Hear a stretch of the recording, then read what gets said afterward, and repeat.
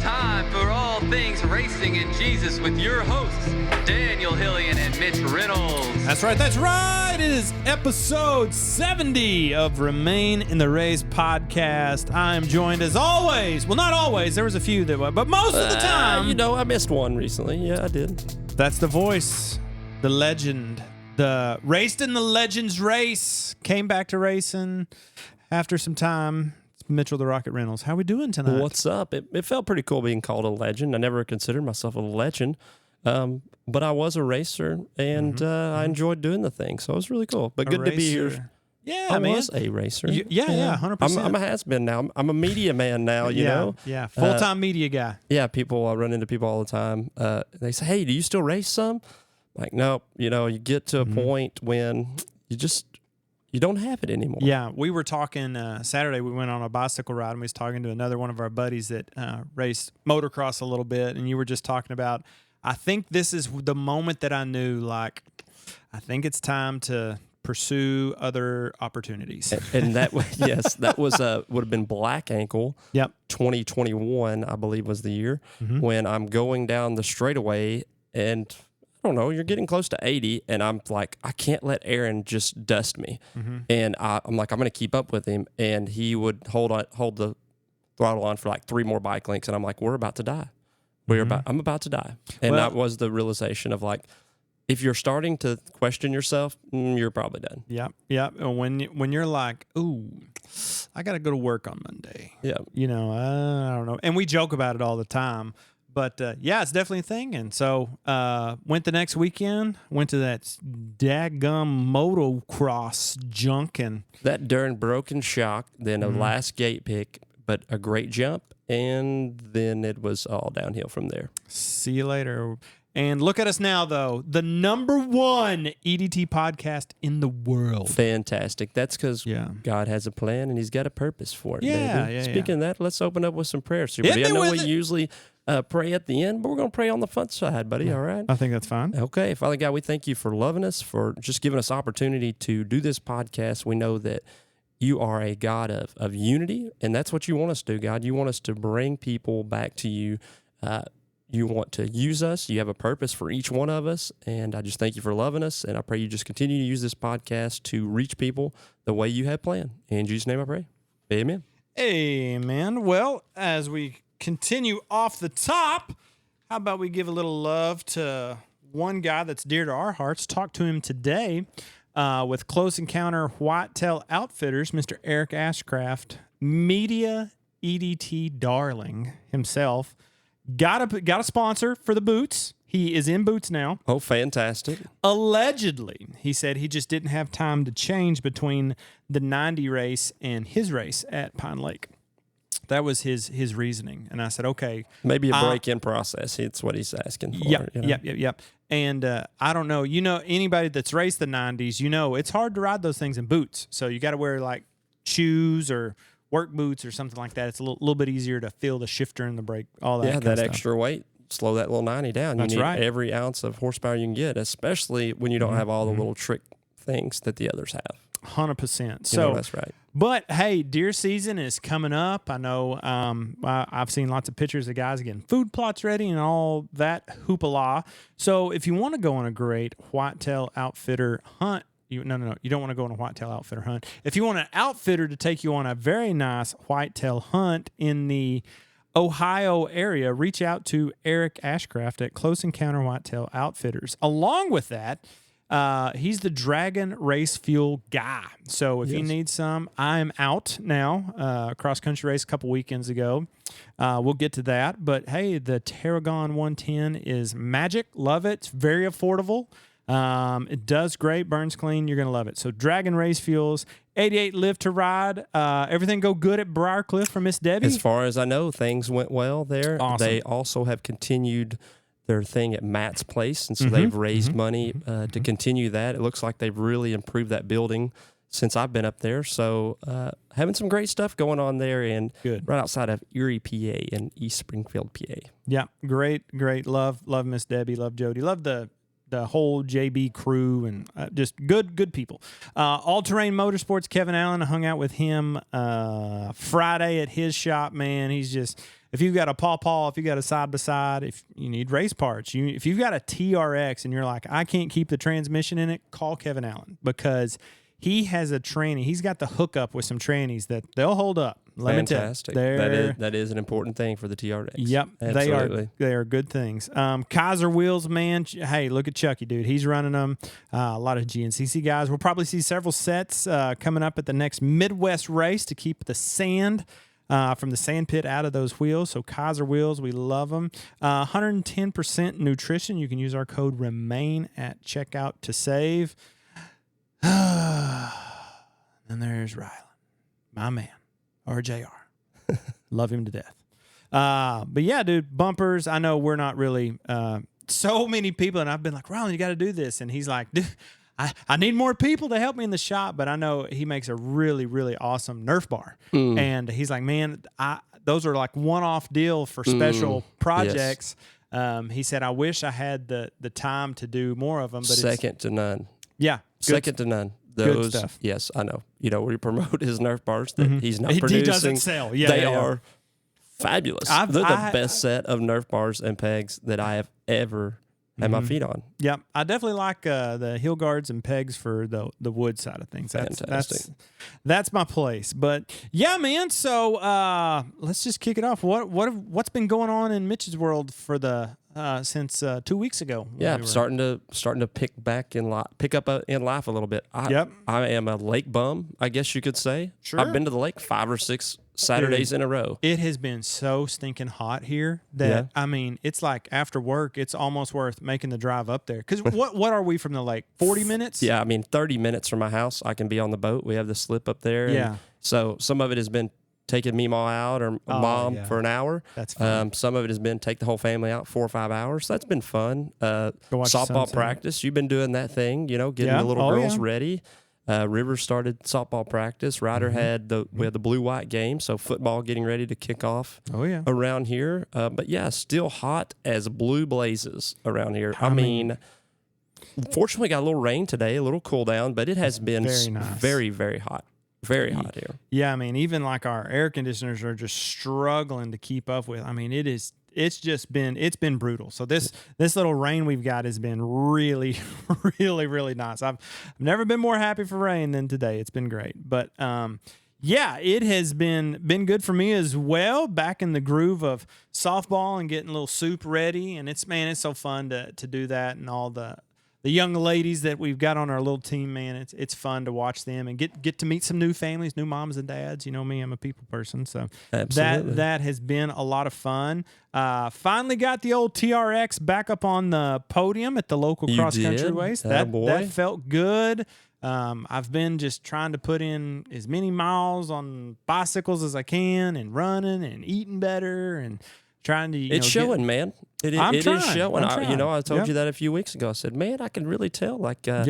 And then we had a good ride last week. We did. So that was good. Yeah, well, our buddy, as I was saying off the top, when we got home, of course, he tracks a lot more data than I do. But he's got a power meter on his bicycle, and he's like, man, we really put down some pretty high wattage for what we were doing. You know, I mean, it wasn't a huge or real technical mountain bike park where we were at. It was some good trails.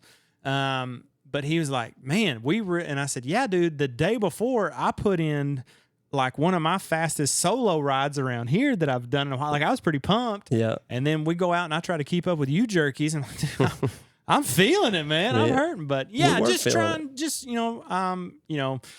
40 is right around the corner, so just trying to take better care of myself, and just be the best version of me I can be for the Lord, for my wife, for my kids, for you, Lando, all the guys. By the way, fantastic. We're missing Landon tonight. He was scheduled to be here, and we had the rain that came through today, little storm, and so Landon is the power guy. He keeps the lights on, and so he's like, I don't think I'm going to make it. So he may jump in just like last time. Nobody knows. He could show up. But yeah. Super D, as you were talking there, I was thinking that's a great challenge for all of us, man. Be the best version that you can. Not for yourself. Nope. For others. Yep. So that you'll have energy to get out and do stuff. You can be with other people, because that's what it's all about. That's right. But Super D, switching over to the racing world. We've had a lot of stuff going on in the racing world. Now, while we're primarily an EDT racing podcast, I mean, obviously we follow what happens in the cross-country world. We follow what happens in the motocross world. And we saw a lot of retirements being announced before that last round there at Briarcliff. One, Jeffrey Rastrelli, who's been on the podcast, Nick Janusa, and then Chad Weenan announces, hey, this is the final hoorah. And for Chad to go out and win that last race, the stars align. I mean, the guy's in his 40s now, and that's a point when you've gone beyond your peak at that point, right? I didn't realize that. I didn't realize he was that old. But now that I look back, I mean, I can remember him coming up. He was a Honda guy for a while. He got the Suzuki ride. I think he's ridden every brand. Yeah, so he did the Honda privateer thing and forced himself. I mean, he just kind of came out of nowhere. He trained so hard, and he was beating everybody, and the WPSA was going on at that time. So TV and Suzuki was like, we have to pay this guy. We have to. 07, 08, right? Yes. 06? 07. 07. Okay. No, just no, timeline you're for right. people. 2006 is correct. 2006, WPSA was coming around. Gotcha. And so he gets on the Suzuki ride. I mean, they were forced to pay him because he was absolutely driving by everyone. Now, he would break down every race, but the fact that he drove by them, they were like, okay. Anyway, so he does the Suzuki deal. He does the Cowie thing. He goes to Can-Am and then finds his longest tenure there at Yamaha and great success. Right but on. really cool. I got a phone call earlier in the year, and me and Thomas are good friends. Thomas Brown, that is. Yeah. And he said, hey, just letting you know that Chad's called me, which Chad and Thomas are best friends. Yep. And he said he's asked me to mechanic for him, so I'm going to fly to the races and I'm going to mechanic for him this last year.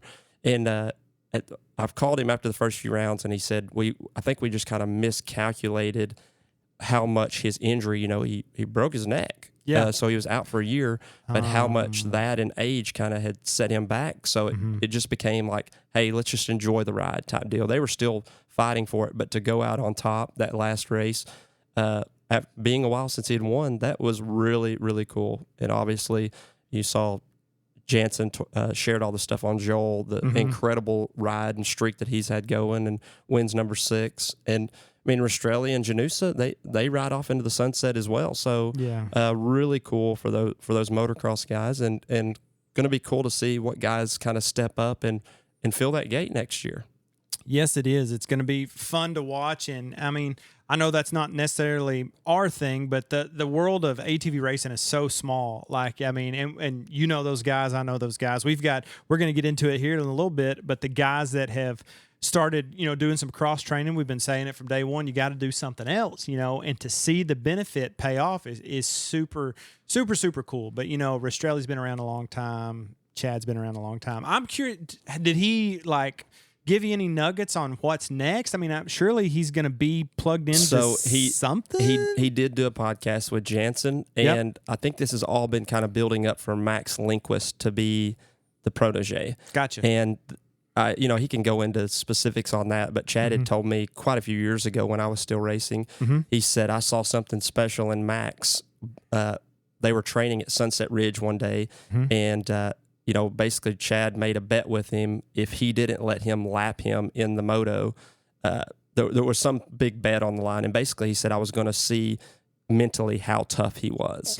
And he's like, I grinded so hard to meet that challenge. And he's like, Max never wavered. And so I think from that point as a youth rider that Chad decided, hey, Max will be the heir to be.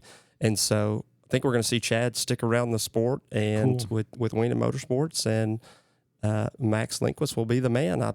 As far as I know, that will be the plan. But time will tell on that. We saw that Max had a good year for sure. But you were just going ahead and jumping into it. How about all this cross training, guys running other styles on their quads? It's really cool to see. I was so impressed. I mean, the white boys they're phenomenal. White brothers. The White brothers. Yeah. Used to ride for White brothers. How about that? But the fact that they just get on motocross bikes less than a month ago and then show up at Briarcliff and really look comfortable jumping the machine, it's like, wow, that's incredible, to have great finishes.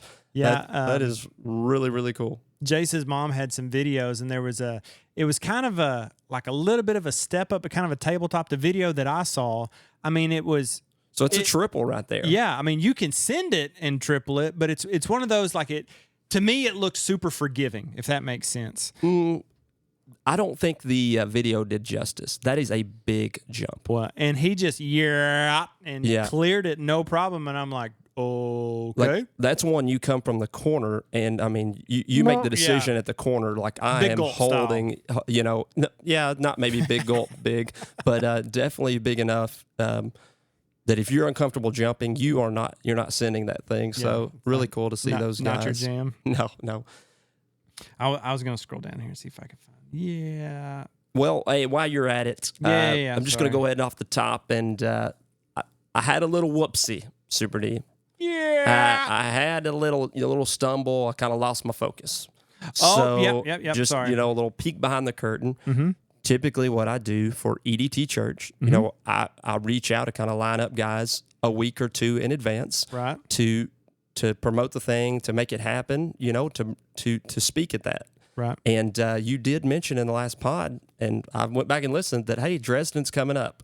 I don't know if I got distracted with softball practice or life starting to get busier. Right. I'm not sure, but I get a call on Saturday from Quinn, and he says, hey, are you in Dresden?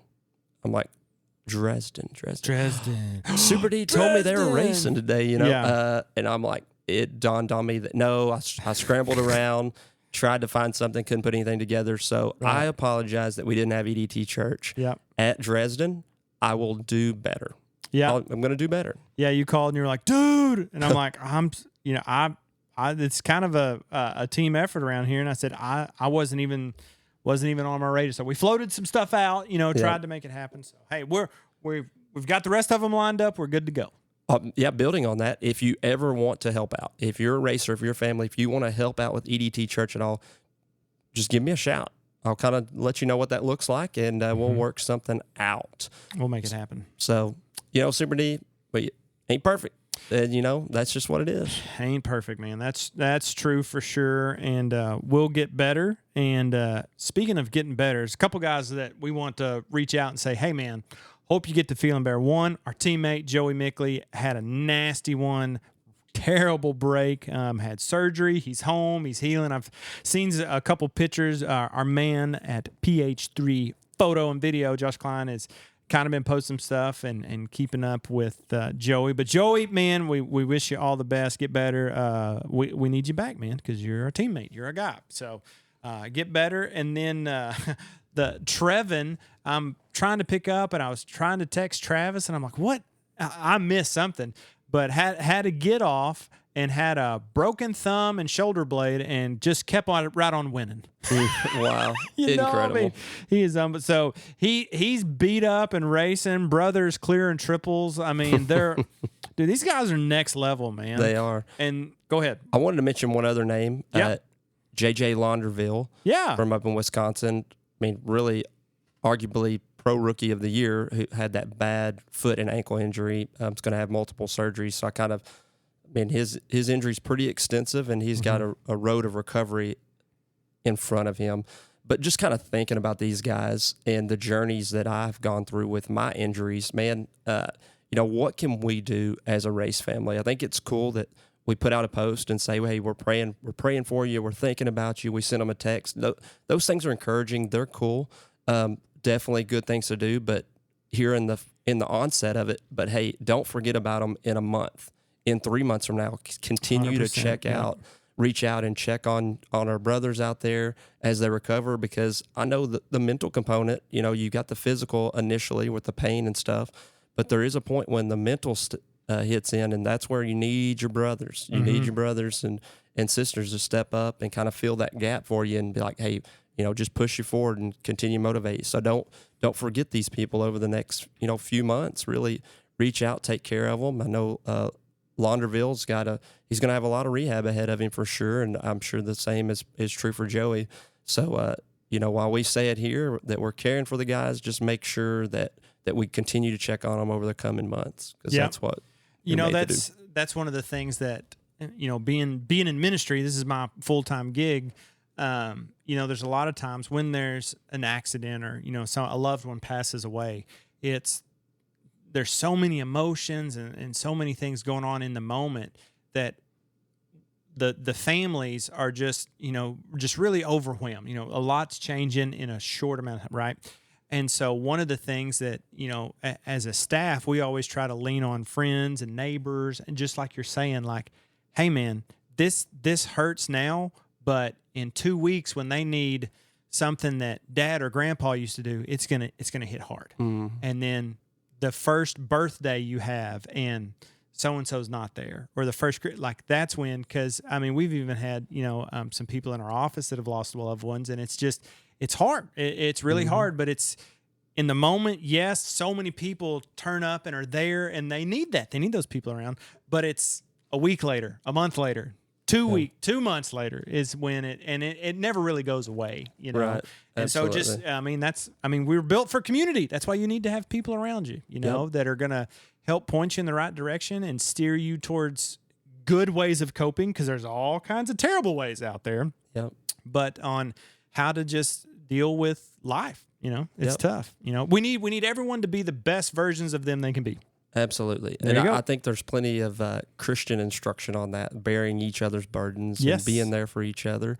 Not just, hey, saying, I'll pray for you. Words of encouragement are good, but saying, hey, how can I help? What do you need? And a lot of us guys, we're a little prideful, kind of puff over our chest. Oh, I'm good. I don't need anything. But continue to do that. If God lays a burden on your heart to think about them, to do something for them, do it. Just take the next step and do the thing and be there for them, for sure. Yeah, I'm here for it, man. That's good stuff. We could wrap up right now and close up shop, because that's good stuff. But tell you what, we're gonna jump into some Dresden talk here for a second. But we've been at it for about 20 minutes. So tell you what, let's catch a quick little break, and we will be right back in just a second as soon as I remember which button to hit.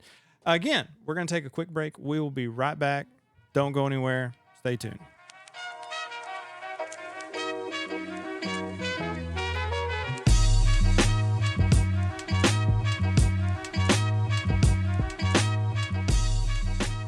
All right. We are back in the studio. Hopefully you got a drink, did all the things you got to do.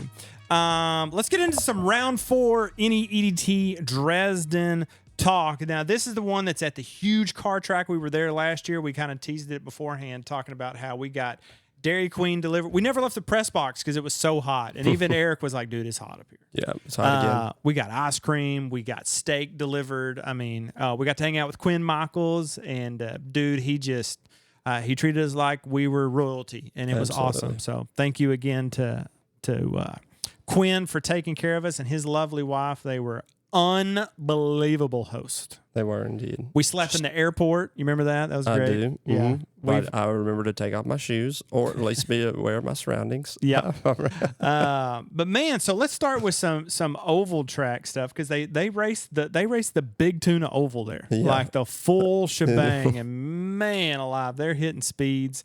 And I was kind of dipping in and out Friday night, catching up with things and whatnot. It was the local blue-white game, so I'm trying to check in. I was also on a date with Emily, so I'm trying to low-key be like, okay, what's going on with everything?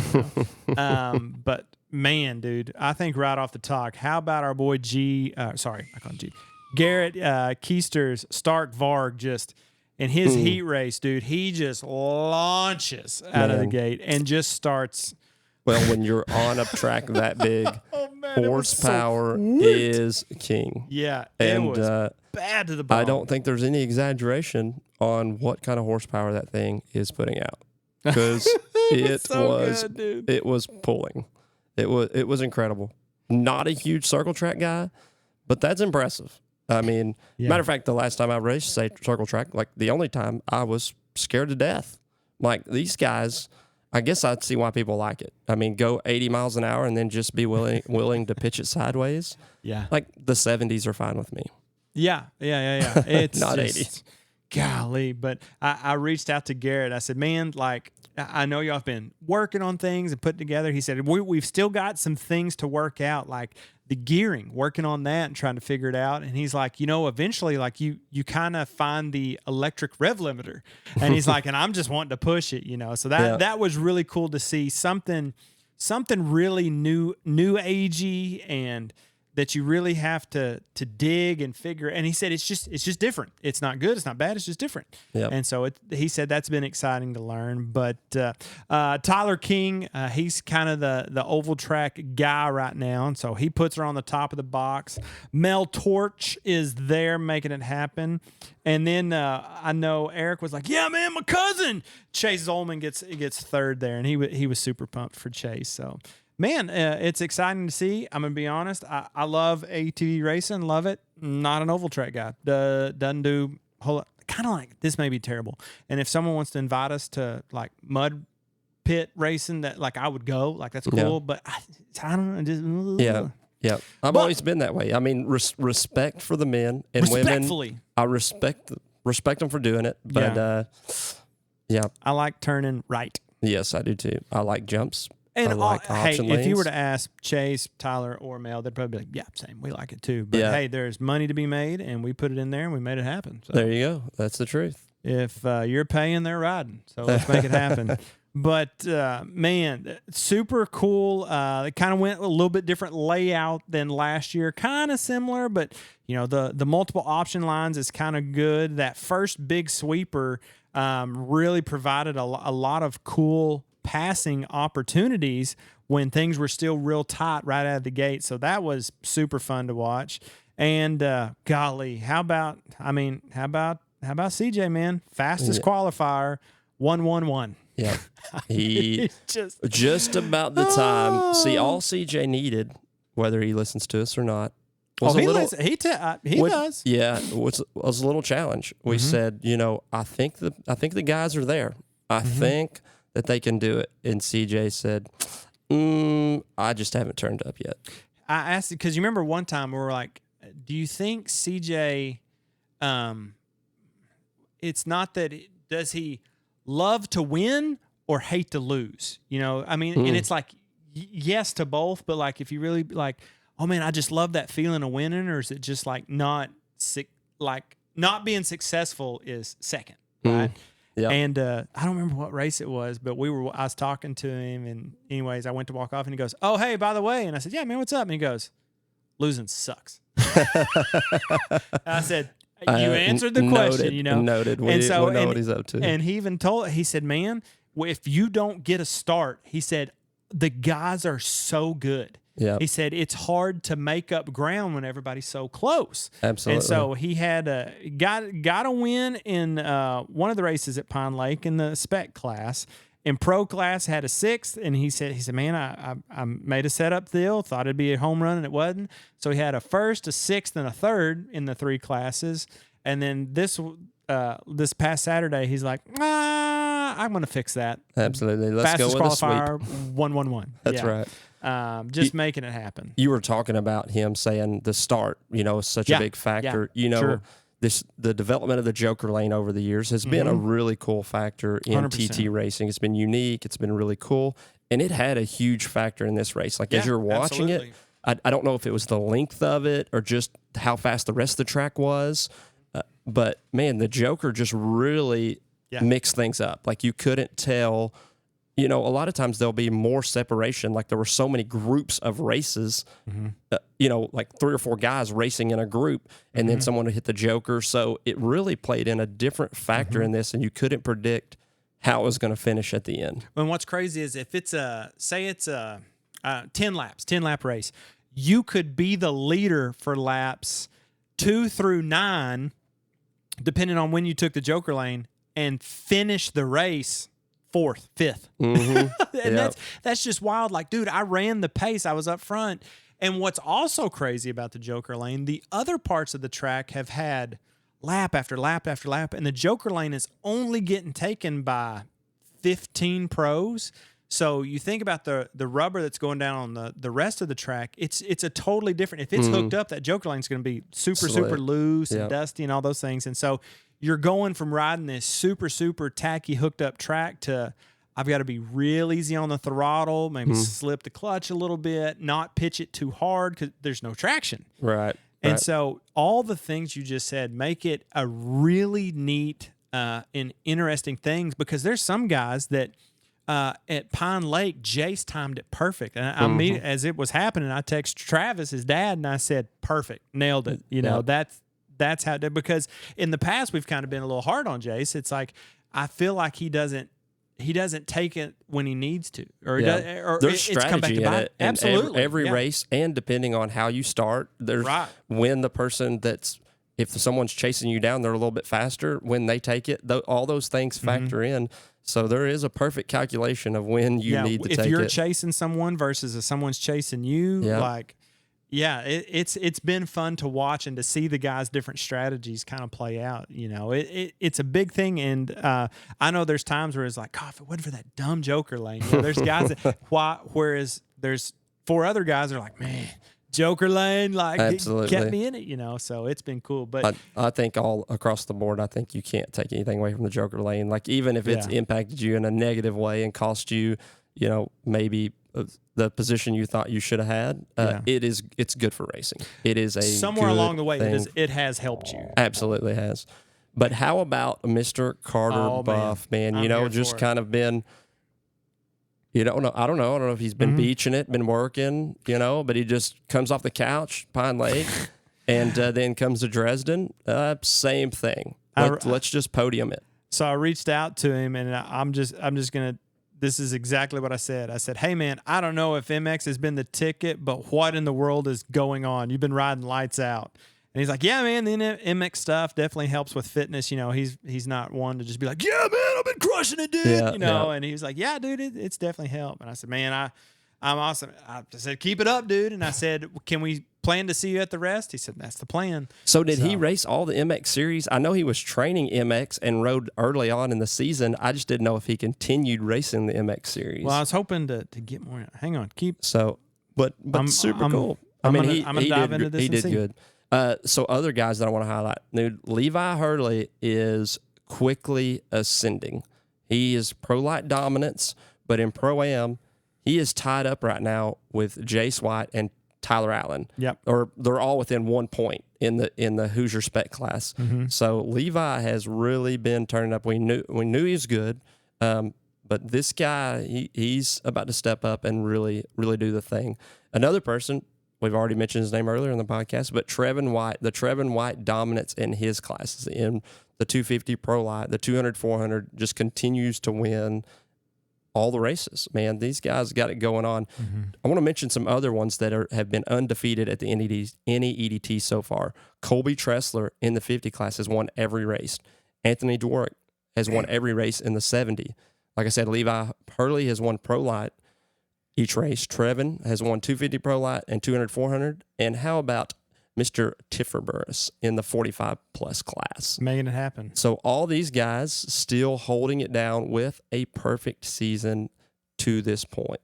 But how about our white girl, too? Miss Aubrey Walker. Yes. Leading some laps early in the women's race and finds herself on the podium, man. Making it happen. That's super cool for her because, you know, it was on here just last year before last, we were interviewing her, and she's like, I just kind of like makeup and racing, you know, and to see her, I mean, being able to move up into that women's class now, shaking and baking, making it happen, that is super proud and excited for her and their family and for making it happen. And hey, man, third in the women's class. That's with 2 awesome other ladies. Paula and Torch are amazing examples and probably people you're like, I am pumped to be up here with them. By the way, Carter Buff, 7th in points in Pro Sport. So Pro Sport. Okay. I see you, Carter Buff. Yeah, he's on that Yamaha.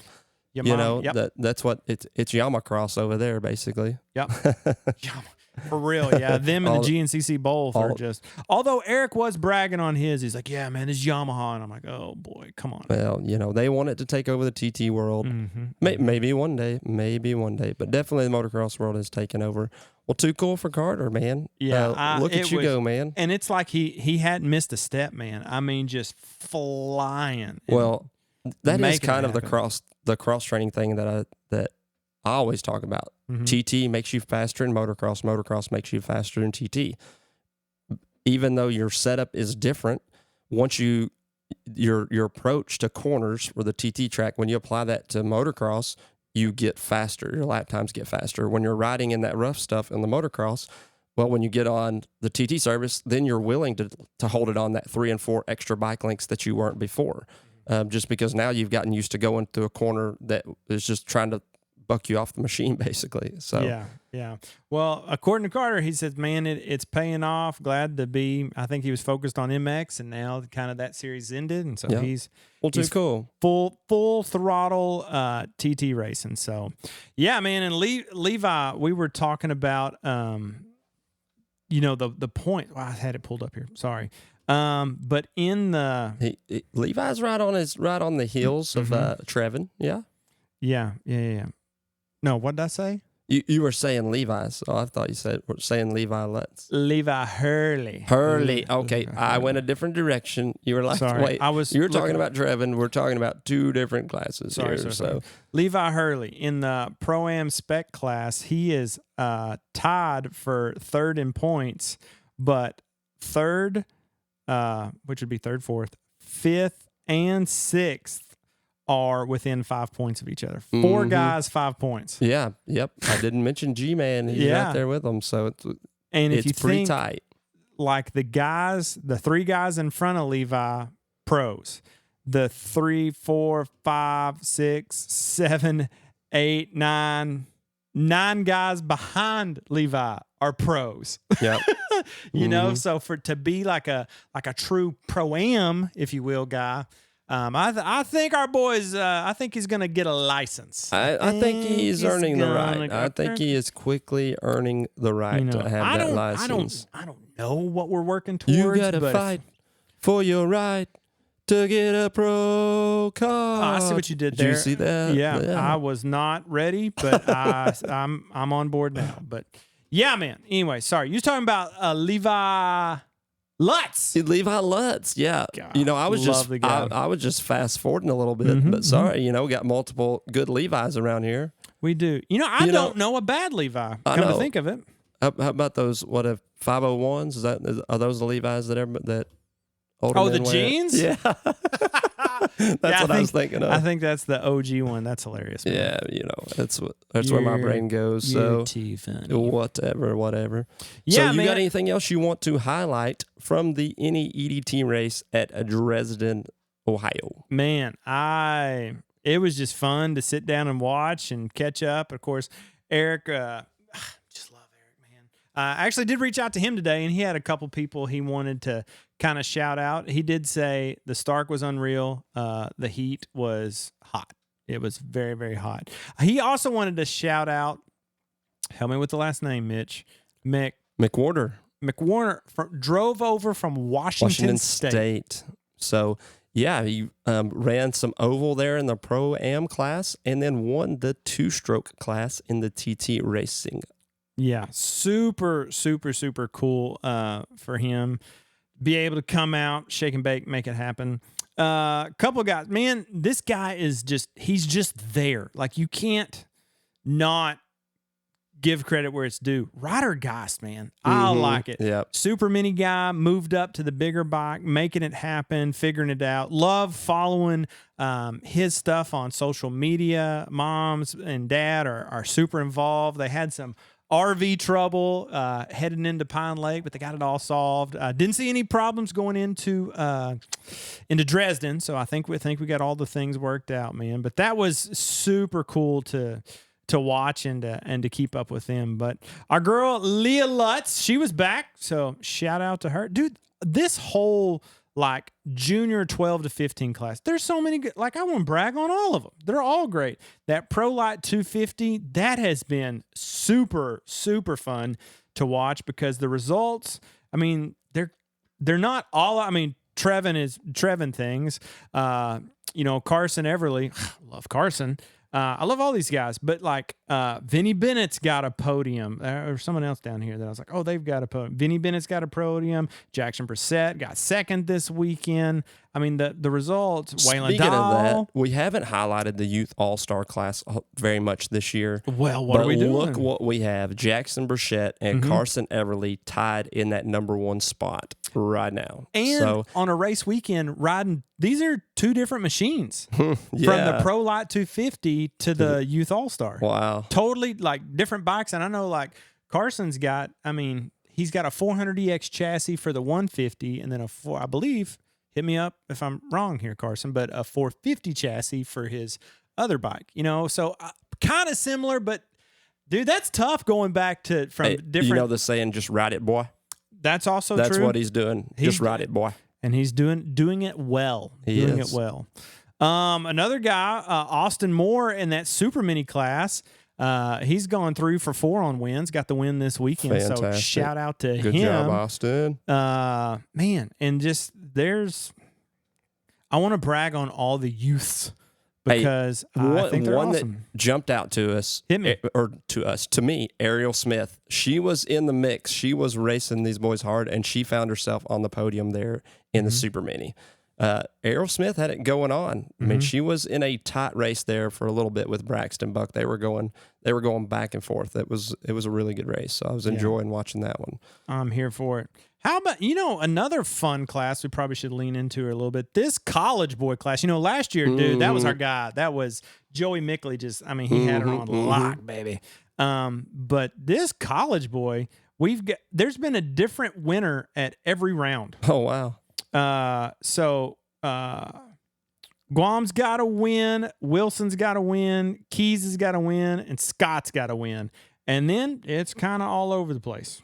But Asher, he's going to podium him to death to get this championship, man. So it's his turn. He's going to get it at the next race. He's going to get up on it. He's going to Owasso. It's his place. I'm calling it for you, Asher. You're going to put the 79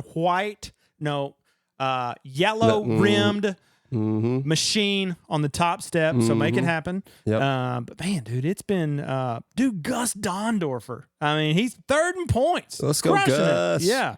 So a lot of exciting things. 200, 400 class, of course, Trevin, Levi, all these guys. Jared Jessberger making it happen. He's 3rd in points.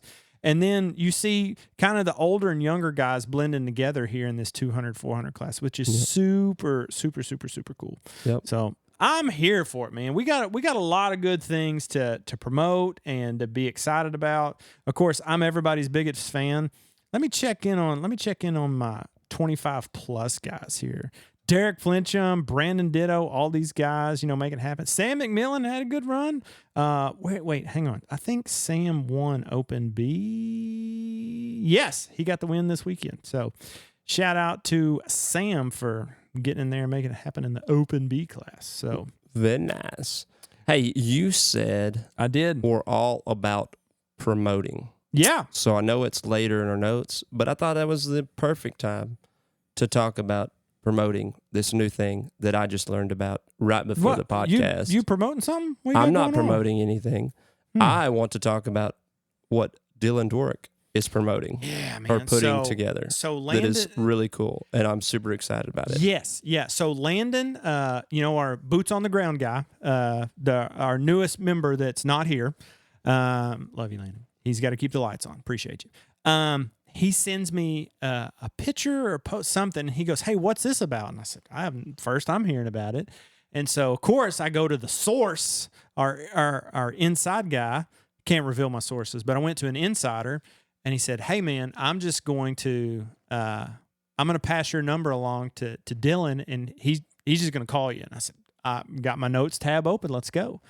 And so, talked to Dylan today. Today's Tuesday, the 19th. And Dylan talks to me about 500 RSGP. Okay? 500 Racing Series Grand Prix is the name. Yeah. So what Dylan's and dude, he has invested his own time, his own money. Like he has done this. He's got a couple of friends and partners that are in on it with him. But what Dylan is wanting to do is sick. It is so cool. But the thing with our sport is it's fun to watch. We watch all the races. We love doing it. Yep. But we're watching it online in a little bit more comfortable setting. Well, a lot of times, dude, these races are in the middle of the day and it's hot and stuff. And so that's what Dylan's like. We've got to get our sport. People are excited and want to see it, but they want to see it in a better space. Not that there's anything wrong with the tracks we go to. He's just like, what if we could get into stadiums? What if we could get into like some of these arenas where there's like the dirt bikes go to these different arena cross venues, or maybe not like a football stadium, but let's shoot for the moon and work our way back from there. And so he's seeking investors. He's got some information that he's put out. He's been working on this for over a year already. He's got investors lined up, ready to go. And what he's thinking is that they would have like a Saturday night. You buy a ticket to come watch, and there wouldn't be the full A class, B class, C class, plus 25, all this, but it would be more like a showcase type deal. So you're going to have your pros, your women, your super minis, maybe another amateur class of some kind that's kind of a more of a variety. And maybe as the series went on, like, hey, these 2 rounds, we're going to showcase these classes and these other ones, Ultimately, Super D, what you have to do, you have to make this a spectacle. You have to make it an event to take this sport to the next level where we want it. That it's sustainable in a way that people can make a career out of it. That it grows in a way. Like, we love the recreation.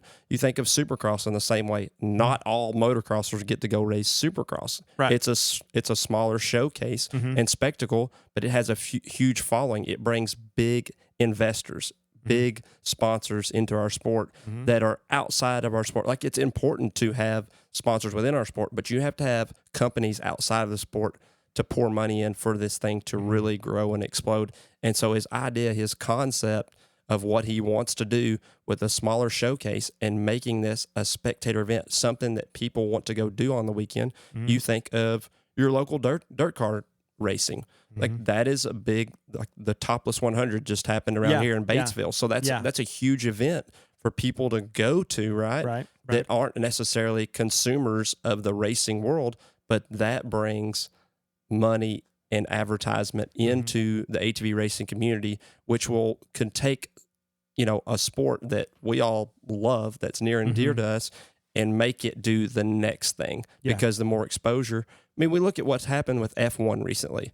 In the last few years, it is the most rapid growing sport in the world. And it's because of the exposure that they've gotten via the documentaries and getting Watch them all. Getting 100%. people to these events. So, there are people who are waking up on Sundays to watch F1 because of the exposure component. And that's really what we've been missing. We have a social media presence. We have various media presence, but this outlet this is a good thing. Yeah. And Dylan kind of said that today when I was talking to him. He's like, man, look at what F1's been able to do. Like, he's even like, I want this to be broadcast and something. And so, well, me, I'm like, well, hey, media guy over here, how can we help? And so that's what when I called him today, I said, I don't want to step on your toes. How can I help you do this? And he's like, let's go, Yep. And so, they're wanting to do some type of a demo. He said, people are going to have more questions than I have answers. And he said he got him a small little team he's working with right now. But they're wanting to do kind of you got to start somewhere. That's right. And he's wanting to start the somewhere maybe March, April-ish, kind of before the season gets going, and do basically like a demo, like a trial run. He's got some people out towards on more west that are like, hey, we would love to have that here. But he's like, there's no one out there that does it. Right. Like it's more work series out there, or Vegas to Reno, those type deals. Shout out Team Blind. But what he's doing is super, super cool. Well, and, I'm just tossing out ideas, Super D. You really have to go where they're willing to have you. So, if this takes teams collectively getting together and, shipping these guys from New York and North Carolina and taking them out there, that is opportunity to grow that sport out west. And so if we can grow the sport collectively across the U.S., where can EDT racing go? Yeah. And there's enough guys that, you think back to when early days of us racing, like I lived in one part of the state and you lived where we both live now, but there were several guys from over here that instead of 5 families taking 5 rigs to Ashtabula, you got in 2 and you just Right. jumped in with folks to go, you know, and to do what he's wanting to do, you could totally do. There's enough guys that are going. It's like, hey man, throw your bike and some tires in with us, you know, and maybe try to do like a world supercross type deal. Like, hey, we're gonna help chip in. Anyways, it's cool. It is super cool. And so Dylan said, if you can help, and I said, I'm also going to tell folks, like, don't reach out to Dylan and go, now my cousin's nephew's husband's brother's third wife, now she knew someone that owned the newspaper. Like, don't come on, man. Like, don't waste his time. But if you're like, hey man, what do you think about something that would help Dylan? He's like, you can find me on social media, reach out. He did ask, don't send him a message, and started off with hey and then nothing else. He said, I don't answer to hey. Like, make sure to go, hey Dylan, this is Daniel Hillian. I heard about what you're trying to do. What do you blah, you know, yada yada yada yada. Right. I said, don't answer to just hey, because that's how you end up buying, you know, scarves out of, you know, Paraguay or somewhere, and they steal your identity. I don't know. But yeah, so what and Dylan and I talked for way too long today, because I just kept asking questions. He's like, man, that's great. And then he'd be like, what do you think? And I'm like, I think that's great, you know. So, but anyways, 500 RSGP, it's going to be something. Dylan, he's like, man, I'm motivated. I love this sport. I love the relationships. And when I talk to people outside, like in my neighborhood, like they would love to come watch. Well, where's your next race at? Pine Lake. And it's like, well, how do I get there? You don't, you know, it really is.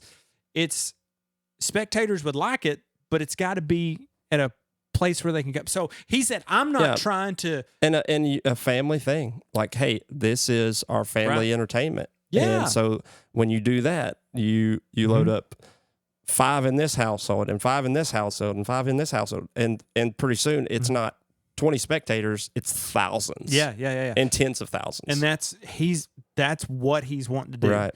And yeah, again, I'm probably not doing it justice, because I'm learning about all this like 4 hours ago, you know, and I'm like, man, and he said, we just got to get the word out and get the ball rolling. He said, I've done as much as I can with my group. Now we've got to branch out. And he said, I'm not trying to do something that's going to take away from the Midwest series or the NE series.